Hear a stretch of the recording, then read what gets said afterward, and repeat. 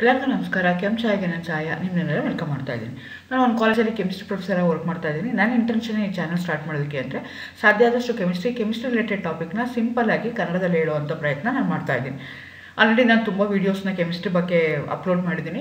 But ಈಗ ರಜಾ ಇರೋದ್ರಿಂದ ಅಥವಾ ಈ ಸೆಮಿಸ್ಟರ್ದು ಏನೇನಿದೆಯಲ್ಲ ಪೋರ್ಷನ್ಸು ಅದೆಲ್ಲ ಅಪ್ಲೋಡ್ ಆಗಿರೋದಕ್ಕೋಸ್ಕರ PG ಹುಡುಗರು ಪರ್ಟಿಕ್ಯುಲರ್ಲಿ MSc ಅಥವಾ MCom ಅಥವಾ MA ಹುಡುಗರು PGಗೆ ಯಾರು ಇದು ಕೇಸ್ ಸೆಟ್ಟು ಮತ್ತು ನೆಟ್ ಯಾರು ಅಪ್ಲೈ ಮಾಡ್ತಿದ್ದಾರಲ್ಲ ಅವರೆಲ್ಲ ನಮಗೊಂದು ಸ್ವಲ್ಪ ಹೆಲ್ಪ್ ಮಾಡಿ, ಅದ್ರ ಬಗ್ಗೆ ಒಂದಿಷ್ಟು ವೀಡಿಯೋಸ್ ಮಾಡಿ ಅಂತ ರಿಕ್ವೆಸ್ಟ್ ಮಾಡೋದಕ್ಕೋಸ್ಕರ ಈಗ ನಾನು ಅದರದ್ದು ವೀಡಿಯೋಸ್ ಮಾಡ್ತಾ ಇದ್ದೀನಿ. ಅದನ್ನು ತುಂಬ ಆಲ್ಮೋಸ್ಟ್ ನಿಮ್ಗೆ ಆಲ್ರೆಡಿ ಗೊತ್ತಿದೆ, ಕೆಸೆಟ್ ಅಥವಾ ನೆಟ್ಟಲ್ಲಿ ಪೇಪರ್ 1ಅಲ್ಲಿ 10 ಚಾಪ್ಟರ್ಸ್ ಇರುತ್ತೆ. ಆಲ್ಮೋಸ್ಟ್ ಎಲ್ಲ ಚಾಪ್ಟರ್ಸ್ದು ನಾನು ವೀಡಿಯೋಸ್ನ ಅಪ್ಲೋಡ್ ಮಾಡಿದ್ದೀನಿ. ಇವತ್ತು ಏನು ಮಾಡ್ತಾ ಇದ್ದೀನಿ ಅಂದರೆ ರಿಸರ್ಚ್ ಮೆಥಡಾಲಜಿ.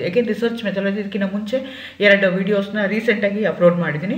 ಒಂದರಲ್ಲಿ ಏನೇನು ಓದಬೇಕಾಗತ್ತೆ ಕ್ರ್ಯಾಶ್ ಕೋರ್ಸ್ ಅದ್ರ ಬಗ್ಗೆ ಹೇಳಿದ್ದೀನಿ, ಇನ್ನೊಂದರಲ್ಲಿ ಡೀಟೇಲಾಗಿ ಅದನ್ನೆಲ್ಲ ಎಕ್ಸ್ಪ್ಲೈನ್ ಮಾಡಿದ್ದೀನಿ. ಇವತ್ತಿನ ವೀಡಿಯೋದಲ್ಲಿ ನಾನು ಅದರದ್ದು question answers, previous year question answers ಇರ್ಬೋದು, ಮೋಸ್ಟ್ ಪ್ರಾಬಬಲ್ ಕ್ವಶನ್ಸ್ ಆನ್ಸರ್ಸ್ ಯಾವುದಿರ್ಬೋದು ಅದನ್ನೆಲ್ಲ ಇವತ್ತು ಡಿಸ್ಕಸ್ ಮಾಡೋಣ ಅಂತ ಅಂದ್ಕೊಳ್ತಾ ಇದ್ದೀನಿ.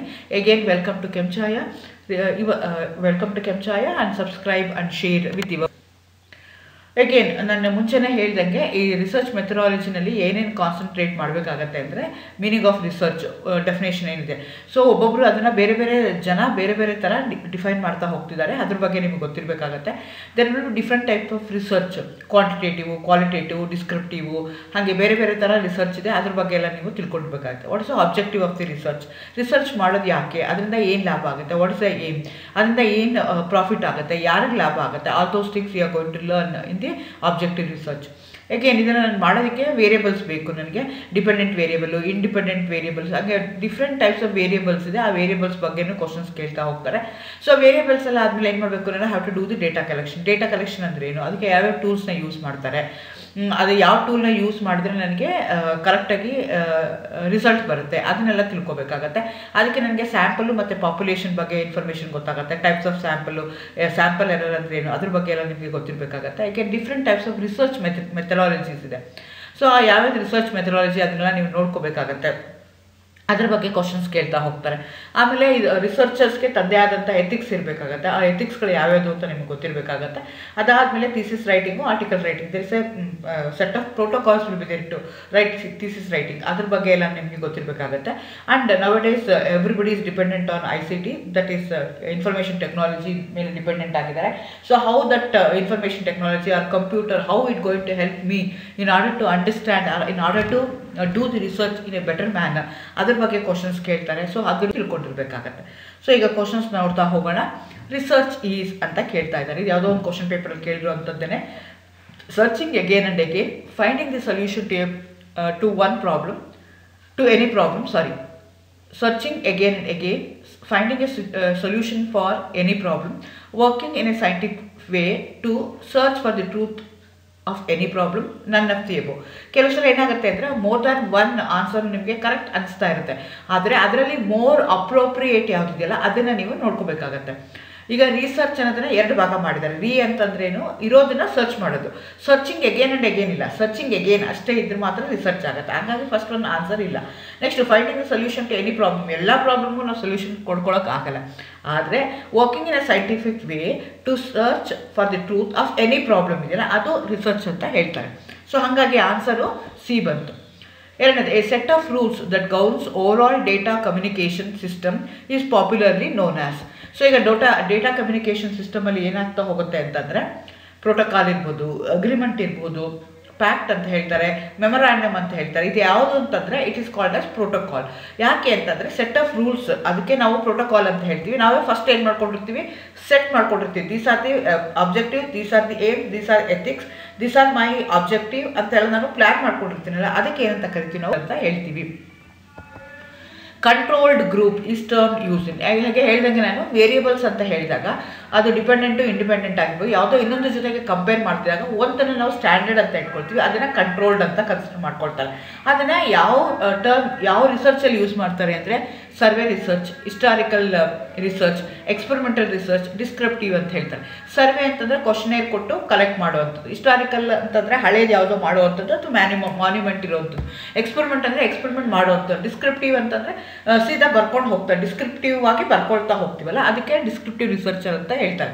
ಸೊ ಹಾಗಾಗಿ ನನಗೆ ಕಂಟ್ರೋಲ್ ಗ್ರೂಪ್ ಯಾವಾಗ ಬರುತ್ತೆ ಅಂದರೆ when I do the experiment, when I compare with standard ಇದ್ದಾಗ, ಹಾಗಾಗಿ answer will be the experimental research ಅನ್ನೋದು ಆನ್ಸರ್ ಆಗುತ್ತೆ.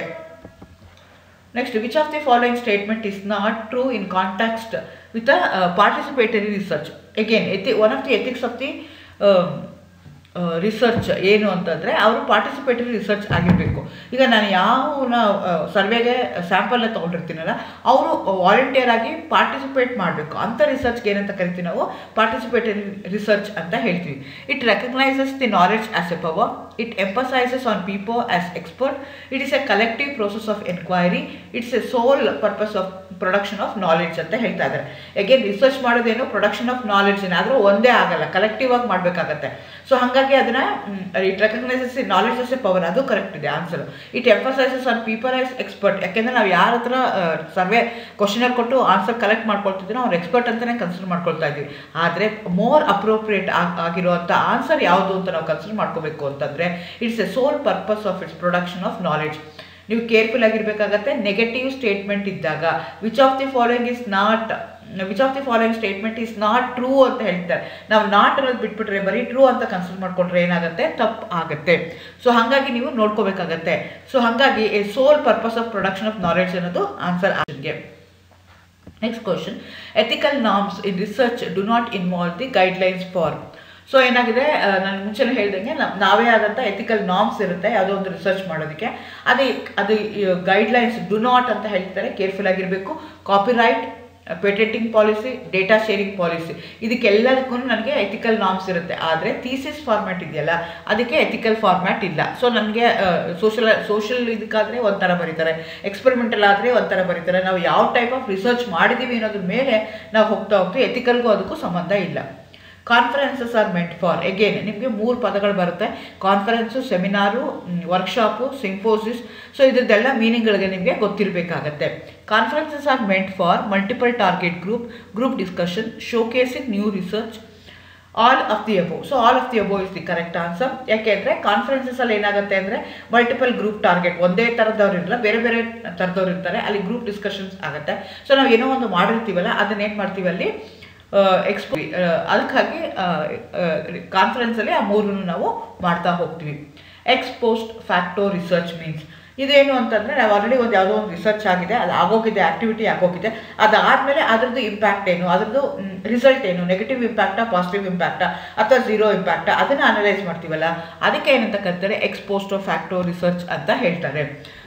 ಇದ್ರ ಬಗ್ಗೆ ತುಂಬ ಸಲ ಬೇರೆ ಬೇರೆ ಫಾರ್ಮ್ಯಾಟಲ್ಲಿ ಕ್ವಶನ್ಸ್ನ ಕೇಳಿದರೆ ನೋಡ್ಕೋಬೇಕಾಗತ್ತೆ. The research is carried out after the incident, the research is carried out prior the incident, the research is carried out along with the happening of the incident, the research is carried out keeping in mind the possibilities of the incident ಅಂತ ಹೇಳ್ತಿದ್ದಾರೆ. So activity ಆದಮೇಲೆ ಏನು ಮಾಡ್ತೀವಲ್ಲ research ಅದಕ್ಕೆ ex post facto research ಅಂತ ನಾವು ಹೇಳ್ತೀವಿ. Suppose if you want to investigate working efficiency of the nationalized bank in India, which of the following would you follow ಅಂತ ಕೇಳ್ತಾ ಇದ್ದಾರೆ. ಸೊ ಏರಿಯಾ ಸ್ಯಾಂಪ್ಲಿಂಗ್ ಇದೆ, ಮಲ್ಟಿ ಸ್ಟೇಜ್ ಸ್ಯಾಂಪ್ಲಿಂಗ್ ಇದೆ, sequential ಸ್ಯಾಂಪ್ಲಿಂಗು, quota sampling. Again ಇದ್ರ ಬಗ್ಗೆ sampling ಅಂದರೆ ಏನು, what are the different types of sampling, ಅದ್ರ ಬಗ್ಗೆ ಆಲ್ರೆಡಿ ನಾನು ಪ್ರೀವಿಯಸ್ ವೀಡಿಯೋದಲ್ಲಿ ಅಪ್ಲೋಡ್ ಮಾಡಿದ್ದೀನಿ, ಅದನ್ನು ನೀವು ನೋಡ್ಕೊಳ್ಳಿ, ಈಸಿ ಆಗುತ್ತೆ. ಸೊ ನಾನು ಮುಂಚೆನೇ ಹೇಳಿದಾಗೆ ರಿಸರ್ಚ್ ಮೆಥಡಾಲಜಿಯಲ್ಲಿ ಇದು 3ನೇ ವಿಡಿಯೋ ನಾನು ಅಪ್ಲೋಡ್ ಮಾಡ್ತಾ ಇರೋವಂಥದ್ದು. ಸೊ ಈಗ ನಮ್ಗೆ ಏನಾಗ್ತಿದೆ ಅಂತಂದರೆ ನ್ಯಾಷನಲೈಸ್ಡ್ ಬ್ಯಾಂಕ್ ಅಂತ ಹೇಳ್ತಾ ಇದ್ದಾರೆ. ಸೊ ಅವಾಗ ಏನಾಗ್ತಿದೆ, ನ್ಯಾಷನಲೈಸ್ಡ್ ಬ್ಯಾಂಕ್ ಅಂದರೆ ಇಡೀ ನೇಷನಲ್ಲಿ ಇರುವಂಥ ಬ್ಯಾಂಕ್ ಬೇಕಾಗುತ್ತೆ. ಸೊ ಹಾಗಾಗಿ ನಾನು ಏಕದಮ್ ಎಲ್ಲ ಈ ಮೂಲೆಯಿಂದ ಆ ಮೂಲೆ ತನಕ, ಕಾಶ್ಮೀರದಿಂದ ಕನ್ಯಾಕುಮಾರಿ ತನಕ ಎಲ್ಲ ಮಾಡ್ತೀನಿ ಅಂದರೆ ಆಗಲ್ಲ. ಸೊ ಹಾಗಾಗಿ ನಾನು ಏನು ಮಾಡಬೇಕಾಗತ್ತೆ, ಮಲ್ಟಿ ಸ್ಟೇಟ್ ಸ್ಯಾಂಪ್ಲಿಂಗ್ ಮಾಡಬೇಕಾಗುತ್ತೆ. ಫಸ್ಟು ಒಂದು ಸ್ಟೇಟ್ ಮುಗಿಸ್ಕೋಬೇಕಾಗತ್ತೆ, ಅಥವಾ ಸೈಮಲ್ಟೇನಿಯಸ್ಲಿ ಬೇರೆ ಬೇರೆ ಸ್ಟೇಟಲ್ಲಿ ನಾನು ಮಾಡ್ಕೋಬೇಕಾಗತ್ತೆ. ಹಾಗಾಗಿ multi state answer. The reasoning where we start with a certain particular statements and conclude with a universal statement is called. ಅಂದರೆ ಏನಾಯಿತು, ನಾವು ರಿಸರ್ಚಲ್ಲಿ 2 ಥರ ಹೇಳ್ತೀವಿ, ಇಂಡಕ್ಟಿವ್, ಡಿಡಕ್ಟಿವ್ ಅಂತ ಹೇಳ್ತೀವಿ. ಒಂದರಲ್ಲಿ ಏನು ಮಾಡ್ತೀವಿ, ಫಸ್ಟ್ ಪ್ರಾಬ್ಲಮ್ ತೊಗೊಂಡು ಸೊಲ್ಯೂಷನ್ ತೊಗೊಳಕ್ಕೆ ತಿಳ್ಕೊಳ್ತೀವಿ. ಇನ್ನೊಂದ್ರಲ್ಲಿ ಏನಾಗುತ್ತೆ, ಸೊಲ್ಯೂಷನ್ ಇಟ್ಕೊಂಡು ಅದ್ರದ್ದು ಬ್ಯಾಕ್ ಬರ್ತೀವಲ್ಲ ಅಂಥದಕ್ಕೆ ಆ ಥರದ್ದು ಒಂದು ಮೆಥಡ್ ಇದೆ. ಸೊ ಅದಕ್ಕೆ ರಿಲೇಟೆಡ್ ಆಗಿರುವಂಥ ಕ್ವಶನ್ ಇದು. Deductive reasoning, inductive reasoning, abnormal reasoning, transcendental reasoning ಅಂತ ಹೇಳ್ತಾ ಇದ್ದಾರೆ. ಸೊ ನಿಮಗೆ ಗೊತ್ತು ಇವ್ರು ಏನು ಹೇಳ್ತಾ ಇದ್ದಾರೆ, where we start A particular statement, ಯಾವುದೋ ಒಂದು ಪರ್ಟಿಕ್ಯುಲರ್ ಸ್ಟೇಟ್ಮೆಂಟ್ನ ತೊಗೊಂಡು ಅದ್ರದ್ದು ನಾವು ಏನು ಮಾಡ್ತೀವಿ, ಕನ್ಕ್ಲೂಷನ್ಗೆ ಬರಬೇಕಾಗತ್ತೆ. ಅಂಥದಕ್ಕೆ ಏನಂತ ಕರಿತೀವಿ, ಇಂಡಕ್ಟಿವ್ ರೀಸನಿಂಗ್ ಅಂತ ಹೇಳ್ತೀವಿ. ಡಿಡಕ್ಟಿವ್ ಅಂತಂದರೆ ಆಲ್ರೆಡಿ ಇರುತ್ತೆ ನಮಗೆ, ಅದ್ರದ್ದು ಸ್ಟಾರ್ಟಿಂಗ್ ಪಾಯಿಂಟಿಗೆ ಬರ್ತೀವಲ್ಲ ಅದಕ್ಕೆ ಏನಂತ ಕರೀತಾರೆ ಡಿಡಕ್ಟಿವ್ ಅಂತ ಹೇಳ್ತಾರೆ. Which of the following variables cannot be expressed in quantitative terms. Again ವೇರಿಯೇಬಲ್ಸಲ್ಲಿ ಕ್ವಾಂಟಿಟೇಟಿವ್ ಕ್ವಾಲಿಟೇಟಿವ್ ಅಂತಲೂ ಕನ್ಸಿಡರ್ ಮಾಡ್ಕೊಳ್ತೀವಿ. ಸೊ ಕ್ವಾಂಟಿಟೇಟಿವ್ ಅಂದರೆ in terms of statistics, qualitative ಅಂದರೆ ನಾಟ್ ನಂಬರಲ್ಲಿ ನಾನ್ ಸ್ಟ್ಯಾಟಿಸ್ಟಿಕಲ್ ನಂಬರ್ ಇರುತ್ತಲ್ಲ ಅದಕ್ಕೆ ನಾವು ಕ್ವಾಲಿಟೇಟಿವ್ ಅಂತ ಹೇಳ್ತೀವಿ, ಇನ್ನೊಂದಕ್ಕೆ ಕ್ವಾಂಟಿಟೇಟಿವ್ ಅಂತ ಹೇಳ್ತೀವಿ. ಇಲ್ಲಿ ಅವ್ರು ಏನು ಕೇಳ್ತಿದ್ದಾರೆ, ಕ್ವಾಂಟಿಟೇಟಿವ್ ಅಂತ ಕೇಳ್ತಾ ಇದ್ದಾರೆ. ಸೊ ಹಾಗಾಗಿ psycho economic status, marital status, numerical aptitude, professional attitude ಅಂತ ಕೇಳ್ತಾ ಇದ್ದಾರೆ. ಸೊ ಹಾಗಾಗಿ ನ್ಯೂಮರಿಕಲ್ ಆಪ್ಟಿಟ್ಯೂಡ್ ಇಲ್ಲಿಗೆ ಕರೆಕ್ಟ್ ಆನ್ಸರ್ ಆಗುತ್ತೆ. Next, control group condition is applied in survey research, historical research, experimental research, descriptive research ಅಂತ ಹೇಳ್ತಾರೆ. ಕಂಟ್ರೋಲ್ ಗ್ರೂಪ್ನ ಮುಂಚೆನೇ ಹೇಳ್ದಂಗೆ ಅಲ್ಲಿ ಎಲ್ಲಿ ಬರುತ್ತೆ ಅಂದರೆ ಎಕ್ಸ್ಪೆರಿಮೆಂಟಲ್ ರಿಸರ್ಚಲ್ಲಿ ಅದನ್ನು ನಾವು ಯೂಸ್ ಮಾಡ್ಕೊಳ್ತಾ ಹೋಗ್ತೀವಿ. ವರ್ಕ್ಶಾಪ್ಸ್ ಆರ್ ಮೆಂಟ್ ಫಾರ್, ಯಾಕೆ ನಾನು ಮುಂಚೆನೇ ಹೇಳ್ದಂಗೆ conference, seminar, workshop. Workshops are meant for giving lectures, multiple target groups, showcasing new theories, hands-on training or experience. Workshops ಅಂತಂದ್ರೆ hands-on training ಅಥವಾ experience ಇರುತ್ತೆ. ಹಂಗಾಗಿ that will be the A research paper is a brief report of research work based on primary data only, secondary data only, both primary and secondary data, none of the above. Again, research paper na consider ಮಾಡ್ಕೊಂಡ್ರೆ data ಕಲೆಕ್ಷನ್ಗೆ ನಾವು ಎರಡು ಥರ ಹೇಳ್ತೀವಿ. Data collection is the basis for the research, ಅಂದರೆ beginning step, first step of research is data. So ನಮಗೆ data ಎಂಬುದು primary data ಅಂದರೆ ನಾನೇ ಅದನ್ನು ಐಡೆಂಟಿಫೈ ಮಾಡಿದರೆ, ನಾನೇ ಅದನ್ನು ಫಸ್ಟ್ ಹ್ಯಾಂಡ್ ಇನ್ಫಾರ್ಮೇಷನ್ ಇದ್ದರೆ ಅಂಥದಕ್ಕೆ ಪ್ರೈಮರಿ ಡೇಟಾ ಅಂತ ಹೇಳ್ತೀವಿ.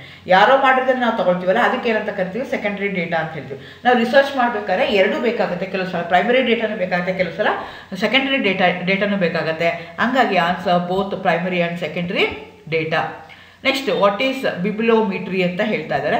ಸೊ ನಿಮ್ಗೆ ಆಕ್ಚುಲಿ ಬಿಬ್ಲೋಗ್ರಫಿ ಗೊತ್ತಿರುತ್ತೆ, ಬಿಬ್ಲೋಮಿಟ್ರಿ ಅಂದರೆ ಏನು ಅಂತ. ಇದು ಏನಲ್ಲ ICTಗೆ ರಿಲೇಟೆಡ್ ಆಗಿರುವಂಥ ಕ್ವಶನ್ ಇದು.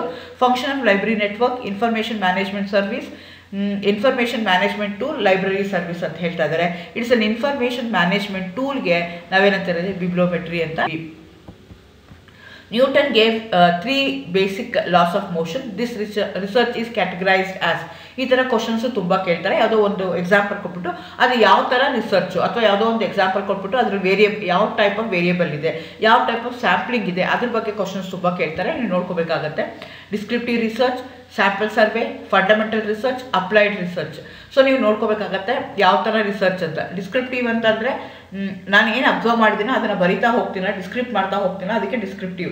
ಸ್ಯಾಂಪಲ್ ಸರ್ವೆ ಅಂತಂದರೆ ಸ್ಯಾಂಪಲ್ನ ಸರ್ವೆ ಮಾಡಿ ಅದನ್ನು ಕಲೆಕ್ಟ್ ಮಾಡ್ಕೊಳ್ಳೋ ಅಂಥದ್ದು. ಫಂಡಮೆಂಟಲ್ ಅಂದರೆ ಪ್ಯೂರ್ ಆಗಿರೋ ಅಂಥ, ಅದಕ್ಕೆ ಪ್ಯೂರ್ ಸೈನ್ಸ್. ಆ ಪ್ಯೂರ್ ಸೈನ್ಸ್ ಏನು ಅಪ್ಲಿಕೇಶನ್ ಮಾಡಿ ಅದನ್ನು ಇಂಡಸ್ಟ್ರಿ ಲೆವೆಲ್ಗೆ ತೊಗೊಂಡ್ಬರ್ತಾರಲ್ಲ ಅದಕ್ಕೆ ಏನಂತ ಕರಿತೀವಿ ನಾವು, ಅಪ್ಲೈಡ್ ರಿಸರ್ಚ್ ಅಂತ ಹೇಳ್ತೀವಿ. ಇಲ್ಲಿ ನ್ಯೂಟನ್ಗೆ 3 ಬೇಸಿಕ್ ಲಾಸ್ ಅಂತ ಹೇಳ್ತಾರೆ, ಬರೀ ಲಾಸ್ ಕೊಟ್ಟಿದ್ದಾನೆ ಅವನು, ಅದ್ರದ್ದು ಅಪ್ಲಿಕೇಶನ್ ಏನು ಅಂತ ಅವ್ನು ಹೇಳ್ತಾ ಇಲ್ಲ. ಹಾಗಾಗಿ ಇದಕ್ಕೆ fundamental research will be the answer for this. Conference proceedings are consider as dash documents ಅಂತ ಕೇಳ್ತಾ ಇದ್ದಾರೆ. Conventional documents, primary document, secondary document, tertiary documents ಅಂತ ಹೇಳ್ತಾರೆ. ಏನದು ಕಾನ್ಫರೆನ್ಸ್, ಎಗೇನ್ ನಾನು ಮುಂಚೆನೇ ಹೇಳ್ದಂಗೆ ನಿಮಗೆ ಡೇಟಾದಲ್ಲಿ ತೊಗೊಂಡ್ರೆ ಅದೇ ಡಾಕ್ಯುಮೆಂಟ್ಸ್ ಅಂತ ತೊಗೊಂಡ್ರೆ ಪ್ರೈಮರಿ, ಸೆಕೆಂಡ್ರಿ, ಟರ್ಷರಿ ಅಥವಾ ಕನ್ವೆನ್ಷನಲ್ ಅಂತ ಹೇಳ್ತೀವಿ. ಇಲ್ಲೇನಾಗ್ತದೆ, ಕಾನ್ಫರೆನ್ಸಲ್ಲಿ ನಾವು ಏನು ಮಾಡ್ತಾ ಇದ್ದೀವಿ ಅಂದರೆ ಡೈರೆಕ್ಟಾಗಿ ನಾವು ಕೂತು ಡಿಸ್ಕಸ್ ಮಾಡಿ, ಕಾನ್ಫರೆನ್ಸಲ್ಲಿ ಏನು ಮಾಡ್ತೀವಿ ನಾವು, ಗ್ರೂಪ್ ಡಿಸ್ಕಷನ್ ಮಾಡ್ತೀವಿ, ಏನಿದೆ ಫೈಂಡಿಂಗ್ಸು ಅದನ್ನೆಲ್ಲ ತೊಗೊಂಡು ಅದನ್ನೆಲ್ಲ ಕನ್ಸಾಲಿಡೇಟ್ ಮಾಡಿ ಪ್ರೊಸೀಡಿಂಗ್ಸ್ ಹಾಕೋದು. ಹಾಗಾಗಿ that will become the primary document. A group of experts in a specific area of the knowledge assembled at a place and prepared a syllabus for the new course. The process may be termed as. ಇದು ನೋಡ್ಕೋಬೇಕಾಗತ್ತೆ ಏನಿದೆ ಅಂತ. Seminar, workshop, conference ಇದೆ. So ಹಾಗಾಗಿ answer ಯಾವುದು ಅಂತಂದರೆ workshop will be the answer. ವರ್ಕ್ಶಾಪಲ್ಲೇ ಅದು ಮಾಡ್ತೀವಿ, ಕಾನ್ಫರೆನ್ಸಲ್ಲಿ ಏನು ಬೇರೆ ಥರ ಮಾಡ್ತೀವಿ, ಸಿಂಪೋಸಿಯಮಲ್ಲಿ ಬೇರೆ ಥರ ಮಾಡ್ತೀವಿ. ಸಿಂಪೋಸಿಯಮಲ್ಲಿ ಏನು ಮಾಡ್ತೀವಿ ಅಂತಂದರೆ ಒಂದೇ ನಾಲೆಡ್ಜ್ ಇರೋಂಥರಿಗೆ, ಫಾರ್ ಎಕ್ಸಾಂಪಲ್ ನ್ಯಾನೋ ಟೆಕ್ನಾಲಜಿ ಬಗ್ಗೆ ಡಿಸ್ಕಸ್ ಮಾಡ್ತೀವಿ ಅಂದರೆ all the persons who are involved in that particular field ಅಂಥವ್ರನ್ನಷ್ಟೇ ಕರ್ಕೊಂಡು ಅವ್ರಿಗೆ ಅವರು ಕೂತ್ಕೊಂಡು ಡಿಸ್ಕಸ್ ಮಾಡ್ತೀವಲ್ಲ ಅಂಥದಕ್ಕೆ ಏನಂತ ಕರೀತಾರೆ, ಸಿಂಪೋಸಿಯಮ್ ಅಂತ ಹೇಳ್ತಾರೆ. An appropriate source to find out the descriptive information is bibliography, directory, encyclopedia, dictionary ಅಂತ ಕೇಳ್ತಾರೆ. Appropriate source to find out the descriptive information. ನನಗೆ ಯಾವುದೋ ಒಂದು ಬಗ್ಗೆ ಡಿಸ್ಕ್ರಿಪ್ಟಿವ್ ಆಗಿ ಇನ್ಫಾರ್ಮೇಷನ್ ಬೇಕು ಅಂದರೆ ಆನ್ಸರ್ ಏನು ಅಂದರೆ ಎನ್ಸೈಕ್ಲೋಪೀಡಿಯಾಗೆ ಹೋದರೆ ನೀವು ಎಲ್ಲ ಥರದ ಇನ್ಫಾರ್ಮೇಷನ್ ಹೋಗುತ್ತೆ. Next, in in the process of conducting research formulation of hypothesis is followed by ಅಂತ ಕೇಳ್ತಾ ಇದ್ದಾರೆ. Statement of objective, analysis of data, selection of research tool, collection of data ಅಂತ ಕೇಳ್ತಾ ಇದ್ದಾರೆ. ಈಗ ನಿಮಗೆ ಗೊತ್ತು, ಈಗ ಏನದು ಒಂದು ರಿಸರ್ಚ್ ಮಾಡಬೇಕು ಅಂದರೆ, ಕಂಡಕ್ಟಿಂಗ್ ಮಾಡಬೇಕು ಅಂದರೆ ತಂದೆ ಆದಂಥ ಪ್ರೊಸೀಜರ್ ಇದೆ. ಸಿಸ್ಟಮ್ಯಾಟಿಕ್ಕಾಗಿ ನಾನು ಏನು ಮಾಡಬೇಕು, ಇದಾದ್ಮೇಲೆ ಇದು, ಇದಾದ್ಮೇಲೆ ಇದು, ಇದಾದ್ಮೇಲೆ ಇದು ಅಂತ ಮಾಡಬೇಕು. ಫಸ್ಟ್ ಸ್ಟೇಜ್ ಏನಾಗ್ತಿದೆ, ಸ್ಟೇಟ್ಮೆಂಟ್ ಆಫ್ ದಿ ಆಬ್ಜೆಕ್ಟಿವ್ ಹೇಳ್ತೀವಿ, ಆಮೇಲೆ ಫಾರ್ಮುಲೇಷನ್ ಆಫ್ ಹೈಪಾಥಿಸಿಸ್ ಮಾಡ್ತೀವಿ. ಅದಾದಮೇಲೆ ಏನು ಮಾಡಬೇಕಾಗತ್ತೆ ನಾವು ಅಂತಂದರೆ ಕಲೆಕ್ಷನ್ ಆಫ್ ಡೇಟಾ ಮಾಡಬೇಕು. ಆ ಕಲೆಕ್ಷನ್ ಆದಮೇಲೆ ನಾವೇನು ಮಾಡಬೇಕು, ಅಲ್ಲ ಓಕೆ ಕಲೆಕ್ಷನ್ ಆಗಬೇಕು. ಕಲೆಕ್ಷನ್ ಆದಮೇಲೆ ನಾವೇನು ಮಾಡಬೇಕು, ಅದನ್ನು ಅನಲೈಸ್ ಮಾಡಬೇಕು. ಹಂಗಾಗಿ ಆನ್ಸರ್ ಏನು ಅಂದರೆ collection of data. Formulation of hypothesis ಆದಮೇಲೆ ನಾವೇನು ಮಾಡಬೇಕಾಗತ್ತೆ, ಕಲೆಕ್ಷನ್ ಆಫ್ ಡೇಟಾ ಮಾಡಬೇಕಾಗತ್ತೆ. Sampling cases means sampling using sampling frame, identifying the people who are suitable for research, literally the researchers briefcase, sampling of the people, newspaper, television programs, etc. So sampling cases ಅಂತ ಕೇಳ್ತಾ ಇದ್ದಾರೆ. Sampling cases ಅಂದರೆ sampling of people ಆಗ್ಬೋದು, ಅದ್ರ ಬಗ್ಗೆ ಬಂದಿರೋಂಥ articles in news paper ಇರ್ಬೋದು, T V programmes ಇರ್ಬೋದು, ಎಲ್ಲನೂ ಸೇರಿಕೊಳ್ಳುತ್ತೆ. ಹಂಗಾಗಿ ಇದು answer. The frequency distribution of a research data which is symmetrically in shape similar to the normal distribution but center peak is much higher is. again ನಿಮಗೆ graphical ತಗೊಂಡಾಗ ಎರಡು skewness ಅಂತ ಒಂದು ಕ್ಯೂಆರ್ಸಿಸ್ ಅಂತ ಒಂದು ತಗೊಳ್ತೀವಿ. ಅದ್ರ ಮೇಲೆ ನಾವೇನು ಹೇಳ್ತಾ ಹೋಗ್ತೀವಿ, ನಮ್ಮದು ಹೇಗಿದೆ, ನಮ್ಮದು ಏನದು ನಂದು ಪೀಕ್ ಏನಿದೆ ಅಥವಾ ನಂದು ಅಬ್ಸರ್ವೇಷನ್ ಏನಿದೆ, ನಂದು ಇನ್ಫರೆನ್ಸ್ ಏನಿದೆಯಲ್ಲ ಅದು ವಿತ್ ರೆಸ್ಪೆಕ್ಟ್ ಟು ನಾರ್ಮಲ್ ಜಾಸ್ತಿ ಇದೆಯಾ ಕಡಿಮೆ ಇದೆಯಾ ಅಂತ ಚೆಕ್ ಮಾಡ್ತೀನಿ. ಸೊ ಅದ್ರ ಬಗ್ಗೆ ಇಲ್ಲಿ ಕ್ವಶನ್ ಕೇಳಿದರೆ ಸ್ಕ್ಯೂಡ್ ಅಂತಂದರೆ ಎಕ್ಸಾಕ್ಟ್ಲಿ ಸೇಮ್ ಇತ್ತು ಅಂದರೆ, ಮೀನು ಮೀಡಿಯನ್ನು ಮೋಡು ಎಲ್ಲನೂ ಎಕ್ಸಾಕ್ಟ್ಲಿ ಅಟ್ ದಿ ಸೆಂಟರ್ ಇತ್ತು ಅಂದರೆ ಅದನ್ನು ಸ್ಕ್ಯೂಡ್ ಅಂತ ಹೇಳ್ತಾರೆ. ಸೊ ಅದಕ್ಕಿಂತ ಕಡಿಮೆ ಆಗ್ಬೋದು, ಅದಕ್ಕಿಂತ ಜಾಸ್ತಿ ಆಗ್ಬೋದು. ಸೊ ಇವ್ರು ಏನು ಕೇಳ್ತಾ ಇದ್ದಾರೆ, but centre peak is much higher ಅಂತ ಹೇಳ್ತಾ ಇದ್ದಾರೆ. ಮಚ್ ಹೈಯರ್ ಅಂದರೆ ಅದನ್ನು ಲಿಪ್ಕೋಕೋಟಿಕ್ ಅಂತ ಹೇಳ್ತಾರೆ. ಲೆಸ್ ಇತ್ತು ಅಂದರೆ ಮಿಸೋಕರ್ಟಿಕ್ ಅಂತ ಹೇಳ್ತಾರೆ. ಸೊ ಇದು ನೀವು ನೋಡ್ಕೊಂಡಿರ್ಬೇಕಾಗತ್ತೆ. Next inductive logic proceeds from. Again ನಾನು ಈಗ ರಿಸರ್ಚಲ್ಲಿ ತೊಗೊಂಡ್ರೆ ಎರಡು ಥರ ರಿಸರ್ಚ್ ತೊಗೊಳ್ತೀವಿ. ಲಾಜಿಕ್ ಬೇಸ್ಡ್ ಆನ್ ಲಾಜಿಕ್ಕು ಎರಡು ಥರ, ಒಂದು ಇಂಡಕ್ಟಿವ್, ಇನ್ನೊಂದು ಡಿಡಕ್ಟಿವ್. ಆ್ಯಕ್ಚುಲಿ ಡಿಡಕ್ಟಿವ್ ಮುಂಚೆನೇ ಹೇಳಿದೆ, ನಾನು ಒಂದು ಕ್ವಶನ್ ಮಾಡಿದ್ದೀವಿ ಅಂತ. ಸೊ ಇಲ್ಲೇನು ಮಾಡ್ತಾ ಇದ್ದಾರೆ, ಇಂಡಕ್ಟಿವ್ ಅಂತ ಹೇಳ್ತಾರೆ. ನೋಡಿ, ಸೇಮ್ ರಿಸರ್ಚ್, ಇಂಡಕ್ಟಿವ್ ರಿಸರ್ಚ್ ಅನ್ನೋದು ಬದಲು ಇಂಡಕ್ಟಿವ್ ಲಾಜಿಕ್ ಪ್ರೊಸೀಡಿಂಗ್ಸ್ ಅಂತ ಅವ್ರು ಪದ ಉಪಯೋಗಿಸ್ತಾ ಇದ್ದಾರೆ. ಇಲ್ಲೇನಾಗುತ್ತೆ ಅಂತಂದರೆ general to general, particular to general, general to particular, particular to particular. ಅಂದರೆ ಏನು, ಫಸ್ಟು ನಿನಗೆ ಹೈಪಾಥಿಸಿಸ್ ಟು ರಿಸಲ್ಟ್, ಆ ರಿಸಲ್ಟ್ ಟು ಹೈಪಾಥಿಸಿಸ್, ಆ ಥರ ಬೇಸಿಸ್ ಮೇಲೆ ಕನ್ಸಿಡರ್ ಮಾಡಿಕೊಂಡ್ರೆ. ಸೊ ಇಲ್ಲಿ ಏನು ಹೇಳ್ತಿದ್ದಾರೆ, ಇಂಡಕ್ಟಿವ್ ಅಂತ ಹೇಳ್ತಿದ್ದಾರೆ, ಪರ್ಟಿಕ್ಯುಲರ್ ಟು ಜನರಲ್ ಹೋಗುತ್ತೆ. So that will be the answer. Same question ಅವರಲ್ಲಿ ಕೇಳಿದ್ದಾರೆ. Which of the following sampling methods is not based on probability ಅಂತ ಕೇಳ್ತಿದ್ದಾರೆ. ಅಗೇನ್ ಸೊ ನಾವೇನು ಮಾಡ್ತಿದ್ದೀವಿ ಅಂತಂದರೆ ಸ್ಯಾಂಪ್ಲಿಂಗ್ನ ಎರಡು ಥರ ಕ್ಲಾಸಿಫೈ ಮಾಡ್ತೀವಿ, ರ್ಯಾಂಡಮು, ನಾನ್ ರ್ಯಾಂಡಮ್, ಅಥವಾ ಪ್ರಾಬಬಲ್, ನಾನ್ ಪ್ರಾಬಬಲ್ ಅಂತ. ಸೊ ಅದು ಯಾವ್ಯಾವ ಮೆಥಡ್ಸ್ ಇದೆ ಅಂತ ಕೊಟ್ಟಿದ್ದಾರೆ. ಅದ್ರ ಬಗ್ಗೆ ಡೀಟೇಲಾಗಿ ನಾನು ಆಲ್ರೆಡಿ ಹಿಂದಿನ ವಿಡಿಯೋದಲ್ಲಿ ಎಕ್ಸ್ಪ್ಲೇನ್ ಮಾಡಿದ್ದೀನಿ, ನೀವು ಅದನ್ನು ನೋಡ್ಕೋಬೋದು. So simple random sampling, stratified sampling, quota sampling, cluster sampling ಅಂತ ಇದೆ. ಆನ್ಸರ್ ಏನು ಅಂದರೆ quota sampling. Which of the following is not the based on probability. So ಅಂದರೆ ಪ್ರಾಬಬಿಲಿಟಿ ಮೇಲೆ ಬೇಸ್ ಆಗಿಲ್ದಿರೋದು ಯಾವುದು ಅಂದರೆ ಕೋಟಾ ಕ್ಲಸ್ಟರ್ ಆಗುತ್ತೆ. Research paper is completion of the information on the topic, contains original research as deemed by the author, contains peer reviewed original research or evaluation of research conducted by the authors, can publish in more than one journal ಅಂತ ಹೇಳ್ತಾ ಇದ್ದಾರೆ. So ಹಾಗಾಗಿ contains a peer reviewed original research or evaluation of research conducted by others. ಅದಕ್ಕೆ peer article ಅಂತ ಹೇಳ್ತಾರೆ, ಅಥವಾ reviewed article ಅಂತ ಹೇಳ್ತಾರೆ. ಸೊ ಹಂಗಾಗಿ C will be the answer. which one of the following belongs to the category of the good research ethics ಅಂತ ಕೇಳ್ತಾ ಇದ್ದಾರೆ. Publishing the same paper in to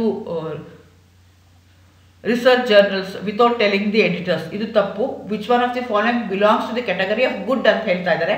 so ನೀವು ನೋಡಿ ಕೇರ್ಫುಲ್ ಆಗಿರ್ಬೇಕಾಗತ್ತೆ. ನೆಗೆಟಿವ್ ಕೊಟ್ಟುಬಿಟ್ಟು ಯಾವುದು ಕರೆಕ್ಟ್ ಅಂತ ಕೇಳ್ತಾ ಇದ್ದಾರೆ.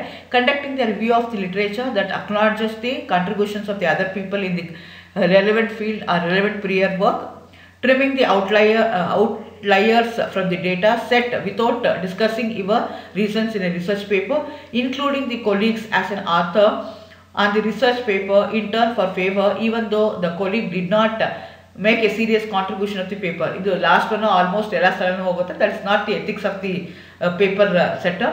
ಟ್ರಿಮಿಂಗ್ ಔಟ್ ದಿ ಅದರ್ ಲೇಯರ್ಸ್, ಅದು ನಾನು ಟ್ರಿಮಿಂಗ್ ಔಟ್ ನನಗೆ ಬೇಕಾದಂಗೆ ನಾನು ಡೇಟಾಗಳನ್ನ ಏನು ಮಾಡ್ಕೋಬೋದು. ಈಗ ಡೇಟಾ ತೊಗೊಂಡಾಗ ಅದನ್ನು ತಪ್ಪು ಮಾಡೋದು ತಪ್ಪಾಗುತ್ತೆ.